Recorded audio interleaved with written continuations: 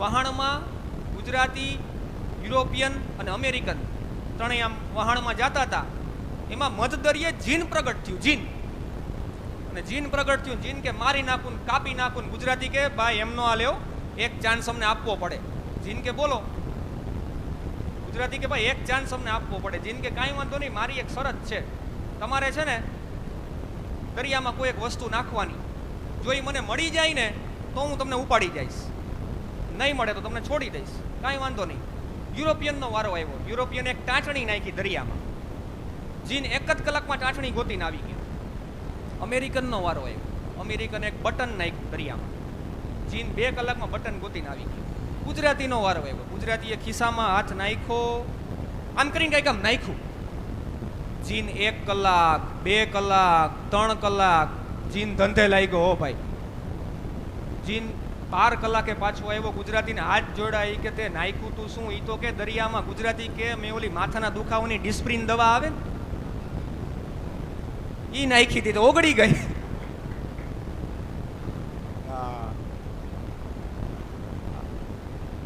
પણ હાસ્ય છે ને, મેં તમને કીધું ને, બહુ ક્યાંય ગોતવા નથી જવું પડતું. હાસ્ય સહજતાથી મળે છે.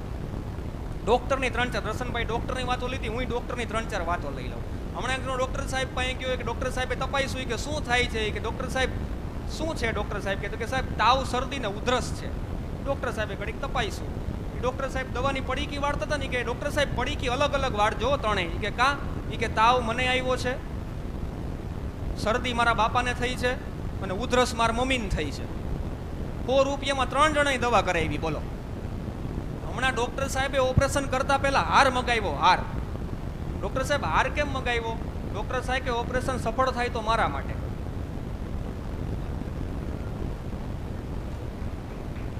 હા, અડધા જોક્સનો કલાકાર છું, અડધું તમે સમજી જાજો. હમણાં ઓલા હાથીનું એપેન્ડિક્સ કર્યું. હાથીનું. હવે એપેન્ડિક્સમાં કેવું હોય? પેટમાં ચીરો પાડે, જે કાંઈ મસાલો કાઢવાનો હોય કાઢે, જે કાંઈ મસાલો નાખવાનો હોય નાખીને પણ ટાંકા લઈ લે. હાથીના પેટમાં ચીરો પાડ્યો, જે કાંઈ મસાલો કાઢવાનો તો હોય કાઢ્યો, જે કાંઈ મસાલો નાખવાનો તો હોય નાખ્યો, ટાંકા લઈ લીધા. પછી એક નર્સે બીજી નર્સને પૂછ્યું કે બધાય સાધનો ગણ લે, બધાય સાધનો તો બધાય બરાબર છે ને? બીજી નર્સ કે સાધનો બધાય બરાબર છે, પણ ડોક્ટર દવે ગાયબ છે. ડોક્ટર સાહેબ ગાયબ થઈ ગયા હતા. પણ આ તો શું છે, મોબાઈલ આવી ગયા ને, ડોક્ટર સાહેબે તરત અંદરથી મોબાઈલ કર્યો, મને બચાવો. હા, એટલે ડોક્ટર સાહેબને પાછા બહાર કાઢી લીધા. હા, મોબાઈલનો આ ફાયદો થયો. હમણાં ગામમાં એક બાપા દવાખાને ગયા. ડોક્ટર સાહેબે પૂછ્યું, તપાસતા હતા. ડોક્ટર સાહેબ કે શું થાય છે? બાપા કે મને પગ બહુ દુખે છે, 2-3 દિવસે તાવ આવી જાય છે, માથું બહુ દુખ્યા કરે છે, કળતર થાય છે. ડોક્ટર સાહેબે પૂછ્યું કે બાપા જમાઈ છે? બાપાએ તરત નિહાકો નાખ્યો કે જમાઈ તો 3 છે પણ કાંઈ કામના નથી. જમાઈ તો 3 છે પણ કાંઈ કામના નથી. આ ડોક્ટરની બહુ વાતોની બહુ મજા આવે. મારો એક જગ્યાએ કાર્યક્રમ હતો. કાર્યક્રમ પૂરો થઈ ગયો. એક ભાઈ મને કે મનનભાઈ અમારી ઘરે આવો ને ચા પાણી પીવા માટે. હું એ ભાઈની ઘરે ગયો ચા પાણી પીવા માટે. હવે આપણી એક કાઠિયાવાડની એક સંસ્કૃતિ છે કે આપણે કોઈની ઘરે ગયા હોય ને તો છોકરાના હાથમાં કંઈક 50 કે 100 રૂપિયા કંઈક આપીએ. એટલે એક છોકરો સાઈડમાં બેઠેલો, એટલે મેં એના હાથમાં 50 રૂપિયા આપ્યા. બોલે બેટા ચોકલેટ ખાજે. ઓલા ભાઈ મને કે ન હોય, એને ન હોય. મેં પણ શું કામ ન હોય? ચોકલેટ ખાશે. મને કે ન હોય, એને ન હોય, એને રહેવા દો. મેં પણ શું કામ ન હોય? મને કે પાડોશીનો છે.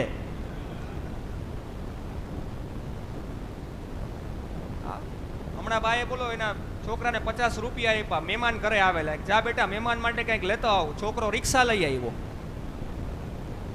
હા, હમણાં એક ભાઈ એના છોકરાને મારતા હતા. મેં કીધું કેમ મારો છો? મને કે કાલે એનું પરિણામ છે. મેં કીધું કાલે પરિણામ છે ને આજે મારો છો? મને કે કાલે હું બહારગામ જાઉં છું. એને ગળા સુધી ભરોસો હતો. હા, જો આપથી બગડે આપથી જ સુધરે. આપથી બગડે આપથી જ સુધરે, અને આપથી નો સુધરે નહીં, કોઈના બાપથી નો સુધરે. હમણાં એક છોકરો શેરીમાં પાણાના ઘા કરતો હતો. એક ભાઈનું નવું ટીવી ફોડી નાખ્યું. એ ભાઈ ગયા છોકરાના પપ્પા પાસે ફરિયાદ લઈને કે તમારા છોકરાએ જોવો મારું નવું ટીવી ફોડી નાખ્યું. એને પપ્પા કે શું કરીએ, ગાંડો છે. તો કે તો તમારું ટીવી કાં ન ફોડે? તો કે એમ પાછો હાવ ગાંડો નથી.